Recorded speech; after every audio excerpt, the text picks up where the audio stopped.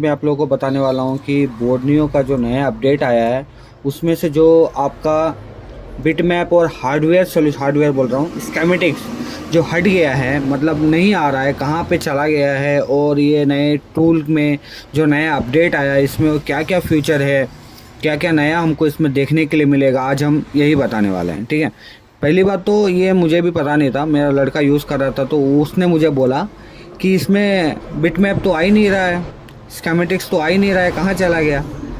तो आज मैं आपको यही बताने वाला हूँ। ठीक है, तो देखिए जब से ये अपडेट हुआ है, अब अपडेट वर्जन आप देख सकते हैं V7.0 है। ठीक है, हम यहाँ पे सबसे ये हमारा फ़ोन के लिए है, ये हमारा लैपटॉप के लिए, सॉरी मैकबुक या किसी में कनेक्ट करना चाहते हैं, ये हमारा पार्ट फाइंडर हो गया। ठीक है, और ये हमारा बोर्नियो डाटा जहाँ से हम कोई सा भी सॉफ्टवेयर फाइल या डाउनलोड करना चाहते हैं यहाँ से कर सकते हैं। तो हमारा मेन काम जो इसी में ही है।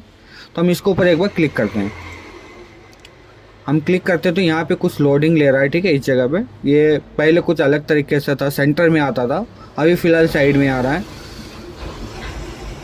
तो ये जब तक ये चल रहा है समझिए, इसको छोड़ दी ना, तब तक इसको ये लोडिंग होते ही रहने दीजिए, कुछ भी नहीं करना है।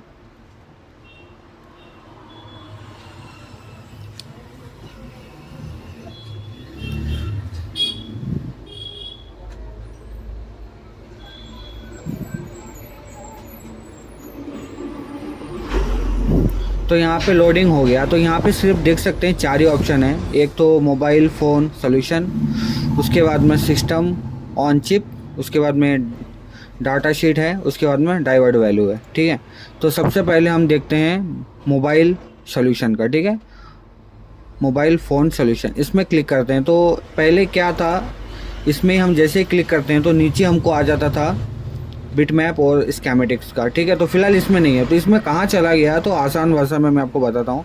सिंपली हम पहले वाले ऑप्शन पर क्लिक करेंगे। आपको एग्जांपल के लिए कोई सा भी मॉडल चाहिए, जैसे मैं यहाँ पे Xiaomi में ले लेता हूँ, Xiaomi पे चला गया और यहाँ पे मैं ले लेता हूँ आपके लिए Mi 7A, नहीं तो Mi 6, नहीं तो 5A, कोई सा भी एक मॉडल ले लेता हूँ। तो मैं यहाँ पे 5A लेता हूँ।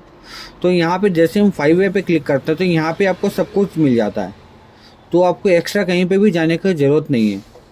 यहाँ पे देख सकते हैं आपका बिटमैप है, यहाँ पे आपका डाइवर्ट वैल्यू है, यहाँ पे आपका हार्डवेयर सोल्यूशन है, यहाँ पे आपका स्कीमेटिक्स है, ये आपका स्मार्ट बोर्ड है, मतलब स्टार्ट बोर्ड, रनिंग बोर्ड का वैल्यू, ट्रांजेक्शन वैल्यू। ठीक है, तो एक ही मॉडल के अंदर सब कुछ दे दिया है यहाँ पे। अगर हम बिटमैप पे क्लिक करते हैं तो यहाँ पे सब बोर्ड और मेन बोर्ड भी आ गया। ठीक है, जैसे हम इसके ऊपर क्लिक करेंगे ये आपका खुल गया। ठीक है, कलर भी चेंज हो गया अभी बिटमैप का, पहले कुछ कलर अलग तरीके का आ रहा था, अभी कलर भी चेंज हो गया। ठीक है, और यहाँ से ये सब बोर्ड हो गया। उसके बाद में हम चले जाते हैं स्कीमेटिक्स में, लेआउट, और उसके बाद में आपका स्कीमेटिक्स यहाँ पे दिख रहा है। तो मैं आपको एक ही मॉडल का आपको बता देता हूँ, जो मॉडल में आपको नीचे में स्कीमेटिक्स या बिटमैप नहीं दिख रहा हो, समझ लीजिए उसका है नहीं, मतलब उसका बना नहीं है अभी तक। क्योंकि पहले जब था ना कि कुछ मॉडल का बना हुआ नहीं रहता था, मतलब उसका बिटमैप और हार्डवेयर बोल रहा हूँ, स्कीमेटिक्स नहीं रहता, तो उस तरीके से ये भी यही ऐसा ही है। तो यहाँ पे अभी हमने लेआउट खोल लिया है, यहाँ पे अभी हम स्कीमेटिक्स खोल लेते हैं, देख सकते हैं आ गया है। ठीक है, उसके बाद में स्कीमेटिक्स हो गया, बिटमैप हो गया। ठीक है, ये हो गया डाइवर्ट वैल्यू। तो यहाँ पे हम कनेक्टर्स का जो है वैल्यू वो चेक कर सकते हैं। यहाँ पे हमने कनेक्टर के ऊपर क्लिक किया। ठीक है, और ये जितने भी सारे कनेक्टर्स हैं यहाँ पे, ठीक है, यहाँ पे जितने भी सारे कनेक्टर्स हैं उसका क्या वैल्यू है, सभी एक एक पॉइंट, मतलब एक एक पॉइंट का वैल्यू कितना आ रहा है वो यहाँ पे दिखाया जा रहा है। ठीक है, जैसे यहाँ पे उसका वैल्यू आ रहा है।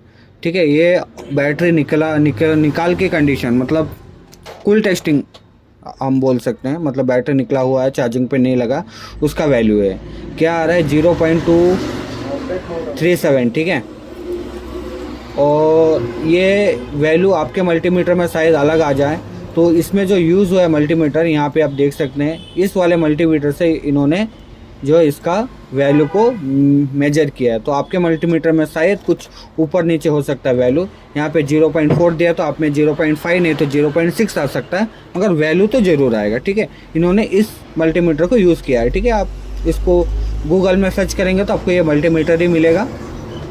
तो डाइवर्ट हो गया, सॉरी कनेक्टर हो गया, और उसके बाद में यहाँ पे लिखा है आईसी ऑन बोर्ड, है ना। तो आईसी ऑन बोर्ड के ऊपर हम क्लिक कर लेते हैं। तो आईसी ऑन बोर्ड के बाद में यहाँ पे देख सकते हैं कौन से आईसी के ऊपर कितना वैल्यू है वो आपको यहाँ पे दिखाया जा रहा है, कौन से पॉइंट पे। जितना आप जूम करेंगे कौन सा ओएल है, कौन सा क्या है, इसमें आपको ये दिखाया गया है। क्योंकि इसके ऊपर तो हम डीपली बात नहीं कर सकते, क्योंकि इसके ऊपर एक वीडियो ही रहेगा तो काफ़ी अच्छी बात है। तो इस तरीके से ये हो गया, ठीक है, ऑन बोर्ड का। और हार्डवेयर सोल्यूशन तो आपको पता ही है, चार्जिंग, टच का, वो सभी जो हम पहले जो हमारा हार्डवेयर का था, जैसे लाइट का हो गया, लाइट को सिर्फ दबाना है तो लाइट का क्या कनेक्शन वो आपको यहाँ पे दिखा रहा है, ठीक है। हार्डवेयर हो गया, डाइवर्ट हो गया, स्कीमेटिक्स भी हो गया। स्मार्ट बोर्ड, इसमें देखते हैं क्या है।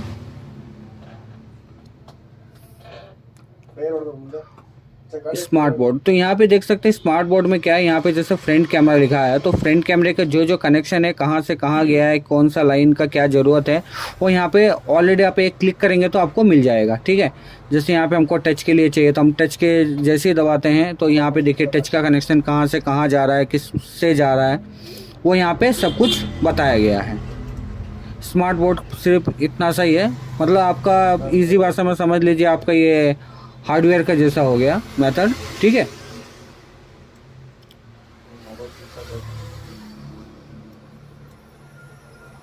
और इसमें नया क्या है, मैं जूम कर रहा हूँ कि इसमें और भी कुछ लिखा हुआ है।